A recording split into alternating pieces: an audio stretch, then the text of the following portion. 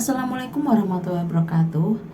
Kami dari kelompok 4 akan mempresentasikan hasil diskusi kami terkait where to di point reflect, rating, and revise. Sebelumnya perkenalkan diri kami. Pertama, saya Reza Kalian sebagai moderator pada presentasi hari ini. Kemudian ada Mas Diki Dwi Wahyu. Kemudian ada Mbak Lisa Purwaningsi. Dan yang keempat ada Mbak Ulfa Awaliyah. Yang kelima ada Mas Yunanto. Oke, pertama, apa sih pengertian dari reflect, rethink, and revise dalam where to? Yaitu adalah mengembangkan ide-ide besar membutuhkan tahapan yang berulang atau bersiklus.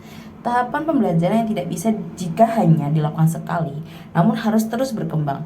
Siswa perlu dituntut untuk berefleksi, mengkritisi, dan menganalisa kembali pengembangan pemahaman mereka berdasarkan umpan balik dan hasil belajar. Dalam proses berulang inilah pemahaman siswa diharapkan lebih berkembang dibandingkan siklus tahapan sebelumnya. Selanjutnya akan dijelaskan oleh Mas Diki. Terima kasih. Oke, slide yang selanjutnya di sini untuk pertanyaan pertama ada bagaimana peserta didik akan dipandu untuk memikirkan kembali pemahaman mereka tentang ide-ide penting. Jadi di sini ada 3 poin. Guru memberikan pertanyaan pemantik, memberikan kesempatan bagi peserta didik bertanya kembali hal yang belum dipahami, dan yang ketiga ada guru memberikan penguatan hasil umpan balik yang telah dilakukan. Jadi dalam suatu kelas di mana dorongan dari guru tentang model pembelajaran sangat penting dalam menarik para peserta didik untuk berpikir tentang ide-ide penting atau berpikir kembali yang disebut dengan reading, di mana guru dapat memanfaatkan model pembelajaran seperti berdiferensiasi, di mana akan memberikan semua kesempatan kepada peserta didik dari yang peserta didik yang sudah sangat siap, setengah siap, dan sama sekali belum siap. Di mana yang pertama di sini ada pertanyaan pemantik akan membantu peserta didik sebelum mulai pembelajaran dengan memberikan pertanyaan yang mudah untuk dimengerti agar peserta didik secara dalam kelas akan berpikir tentang materi yang akan dipahami, sehingga mereka akan berpikir kembali terkait materi-materi yang akan dipelajari atau yang bisa disebut dengan reading. Untuk poin yang keempat, di sini ada guru memberikan contoh atau gambaran terkait ide-ide baru. Jadi dari pertanyaan pemantik yang slide awal tadi akan memberikan kesempatan ke semua peserta didik untuk menyampaikan pendapat mereka atau mengajak mereka untuk reading, berpikir kembali. Jadi setelah itu akan memberikan contoh selanjutnya dengan contoh yang lebih mudah lagi. Di sini akan diberikan kesempatan kepada peserta didik yang setengah siap, yang masih berpikir kembali tentang materi yang akan dipelajari, atau bisa menarik mereka untuk berpikir sehingga disebut dengan reading. Yang kelima, ada guru memberikan kesempatan peserta didik lain yang belum menyampaikan pemikirannya.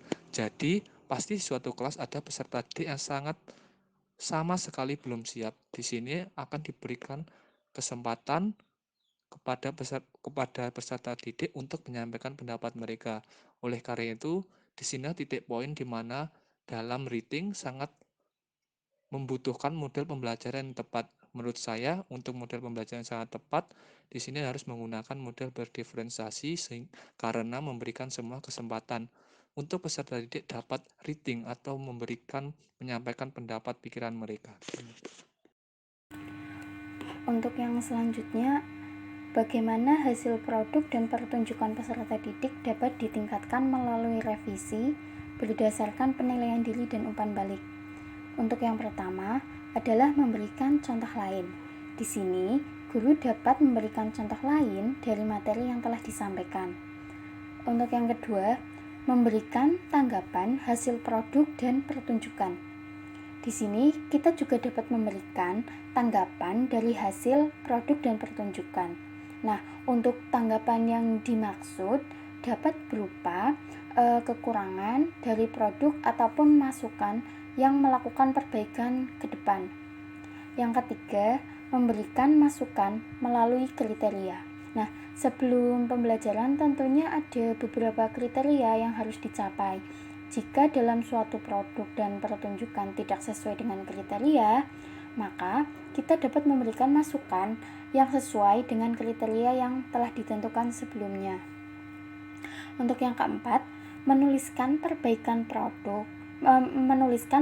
hasil produk dan performa yang telah dikoreksi. Nah, setelah adanya masukan atau tanggapan yang telah disampaikan sebelumnya, selanjutnya adalah menuliskan perbaikan untuk dapat kita sempurnakan hasil produk dan meningkatkan performa. Selanjutnya, bagaimana peserta didik didorong untuk merenungkan pembelajaran dan kinerja mereka. Poin yang pertama adalah memberikan evaluasi setelah setiap selesai pembelajaran. Nah, kita dapat memberikan evaluasi terkait pembelajaran, di mana evaluasi ini dapat mengukur sejauh mana tingkat dari keberhasilan dan kinerja selama pembelajaran. Poin yang kedua, memberikan penilaian setiap akhir topik. Dengan adanya penilaian ini, kita dapat memperoleh data dari hasil belajar, dan dengan penilaian ini juga mampu untuk mengukur pencapaian hasil belajar peserta didik. Poin yang ketiga, menginformasikan peserta didik untuk dapat membuat proyek terkait pembelajaran. Nah, dalam pembuatan proyek ini sebenarnya mampu untuk mengukur kemampuan yang dimiliki.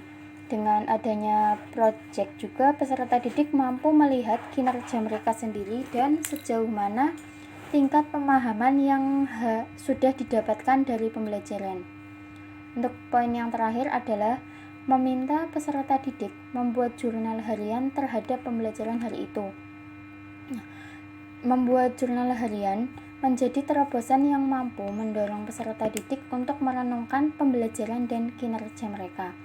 Adanya jurnal harian ini, peserta didik itu mampu untuk melihat progres setiap harinya dan akan lebih mudah untuk mereka melihat kembali aspek yang perlu.